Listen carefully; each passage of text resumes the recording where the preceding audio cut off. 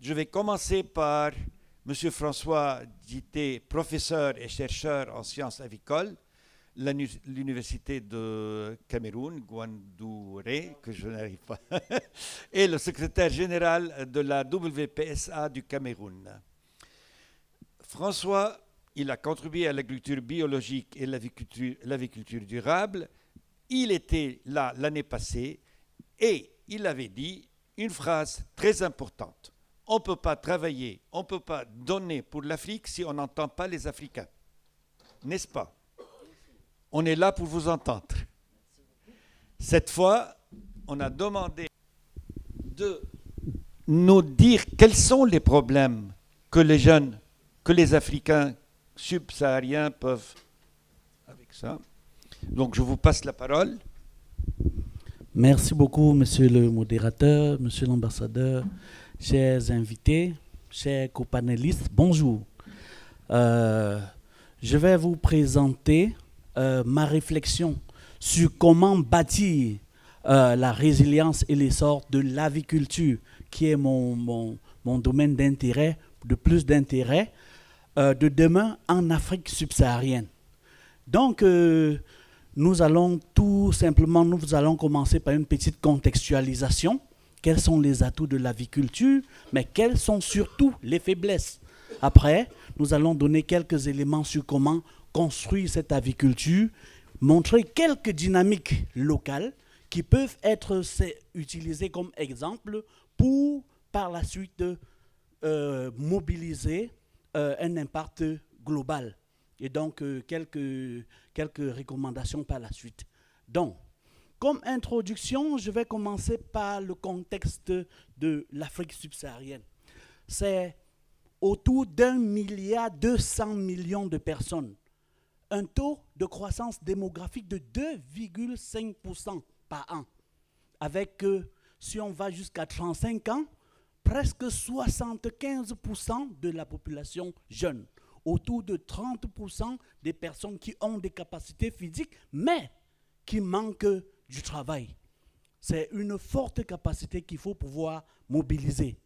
Si on rentre maintenant dans le domaine de l'aviculture est utilisée comme levier pour le développement dans toute l'Afrique, avec le fait que c'est un domaine où c'est un secteur prolifique qui a également la capacité de donner un minimum de rentabilité et de retour sur investissement. L'Afrique est caractérisée par une faible responsabilité en ce qui concerne les émissions de gaz à effet de serre, 4% seulement. Cependant, cette Afrique va perdre jusqu'à 5% pour certains pays de PIB à cause des effets du changement climatique. Les inondations. Pourtant, au Grand Nord Cameroun, où je suis par exemple, on fait 9 mois de sécheresse pour se retrouver à 3 mois dans des inondations. On ne peut pas produire. La suite, c'est la famine. On a également, d'un autre côté, un fort potentiel, comme monsieur l'ambassadeur le disait, en ce qui concerne les ressources, l'énergie renouvelable. 40% de la capacité mondiale. 40%. Mais, regardez bien, juste 2% d'investissement pour la transition climatique. Juste 2%. En 2022, on avait proposé environ 23 milliards de dollars pour pouvoir soutenir le développement, la transition en Afrique, mais jusqu'à aujourd'hui, plein de pays, l'Union africaine, attend encore cet appui. Face à cela, l'Afrique doit s'élever. L'Afrique doit réfléchir et on devrait penser à comment reconnaître d'abord que l'Afrique doit être l'un des leaders, considéré comme l'un des leaders dans la transition énergétique. Et cette transition énergétique ne pourrait pas mettre à côté l'élevage qui nous importe aujourd'hui. On a également non seulement la transition énergétique, mais également les différents défis globaux. Les guerres qui empêchent les importations, qui augmentent le coût des différents ingrédients et autres. Donc, pour revenir dans l'aviculture, c'est vraiment l'un des sous-secteurs d'élevage les plus dynamiques parce qu'il permet de porter la croissance inclusive, la sécurité alimentaire et il crée beaucoup d'emplois, surtout chez les personnes de très faibles revenus. Vous voyez, ça c'est quelques clichés pris dans les différents voyages qui montrent effectivement que des millions de personnes pratiquent l'aviculture locale. Et en ce qui concerne l'aviculture moderne, plusieurs personnes, la forte majorité, a moins de 1000 sujets. Moins de 1000 sujets. Alors, quelles sont les forces et faiblesses? Très rapidement, les atouts.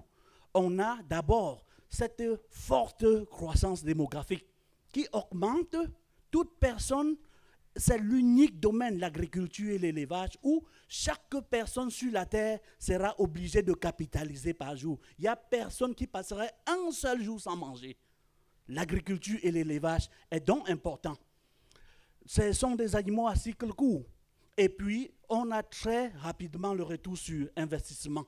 Et dans le contexte africain, de l'Afrique subsaharienne, les petites, il y a déjà une connaissance de la culture, de l'élevage, surtout pour les petits éleveurs qui auront seulement 10. Mais tenez-vous tranquille, l'élevage traditionnel constitue 70% du cheptel avicole. Mais il y a beaucoup de défis. Une faible productivité du fait des maladies qui ne sont pas maîtrisées, pour la prévention, du fait des maladies qui ne peuvent pas facilement être maîtrisées, la faible formation, il y a la dépendance aux importations. Dans l'élevage africain, les animaux, quand on veut effectivement capitaliser, les ressources locales n'ont pas une capacité génétique. Certes, ils sont résistants, ils peuvent résister aux conditions environnementales, mais ils ne produisent pas assez pour subvenir à nos besoins alimentaires. Il faut importer le matériel d'élevage, importer la construction, importer les animaux, l'alimentation, du moins beaucoup d'ingrédients. On importe le maïs avec 80 millions d'espaces arables cultivables en RDC, par exemple. Tout cet espace doit être capitalisé.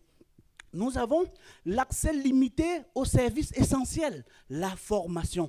La formation, en ce qui me concerne, c'est la clé. D'un autre côté, les vétérinaires, il n'y en a pas assez. On a une faible structuration, une très faible structuration des chaînes de valeur. Les gens travaillent en vase clos, alors que c'est généralement, comme on dit bien chez nous, c'est l'union qui fait la force. Et puis, on a une concurrence extérieure qui, de temps en temps, est quand même réduite dans certains pays. Vous avez vu toutes ces différentes pratiques.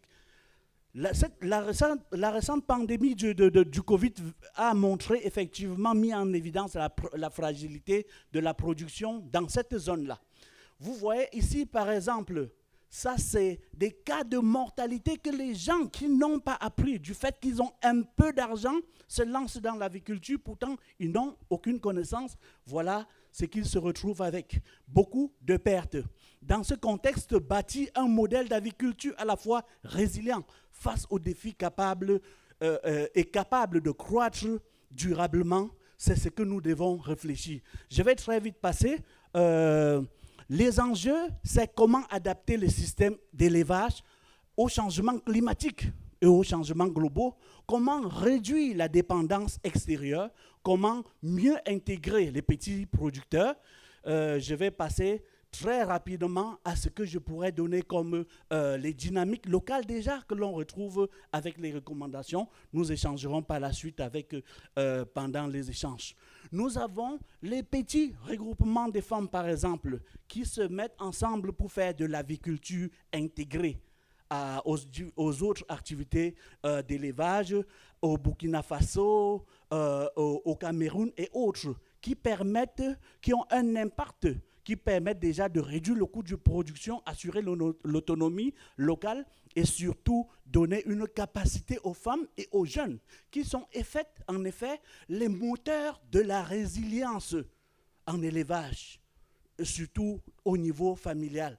On a également le cas, par exemple, des ONG qui commencent déjà à développer une production locale, même hybride, des poussins pour pouvoir vendre à moindre prix. Vous savez, en Afrique, on importe les œufs, on importe les poussins d'un jour pour pouvoir passer dans les fermes là. Imaginez un peu. Ce que je peux solliciter de nous, par exemple, ce serait de penser comment est-ce que l'Europe pourrait venir en Afrique produire. Ça permet non seulement de donner du bénéfice en Europe, mais de contribuer également au développement local.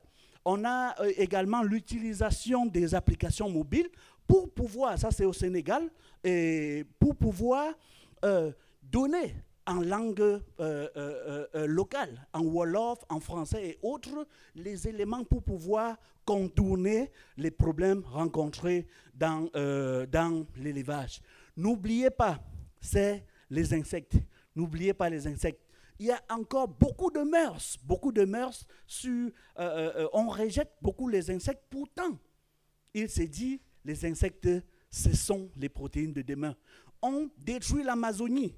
On utilise des pesticides, des engrais pour produire en Amazonie, en Argentine, au Brésil. On conditionne, on prend des bateaux pour revenir en Europe, revenir en Afrique, nourrir avec le maïs, avec le soja, avec un très fort impact environnemental. Pourtant, bien réfléchi, en capitalisant les compétences locales, je crois qu'on pourrait contribuer à juguler cela et à permettre également non seulement de développer l'économie locale, mais également contribuer durablement à la résilience climatique. Donc, on a beaucoup de leçons à tirer des initiatives locales. Je passe rapidement aux recommandations. La principale recommandation, ce serait d'investir massivement sur la formation des jeunes, la formation des personnes démunies, la formation des personnes de peu de moyens, parce que ce sont eux qui vont aller avec des meilleures pratiques pour pouvoir impulser. On l'a compris depuis une dizaine d'années et on passe le temps à le faire. Faciliter un peu l'accès au financement, structurer et organiser les différentes filières et capitaliser les ressources locales. 70%, 65-70% des coûts de production, c'est l'alimentation. Pourtant, nous avons autant de ressources, que ce soit animales, végétales et autres, pour pouvoir capitaliser cela. Nous continuerons avec la discussion au cours des questions-réponses. Je vous remercie. Nous avons tous un rôle à jouer dans le développement de l'aviculture pour satisfaire l'Afrique et surtout le monde. Je vous remercie.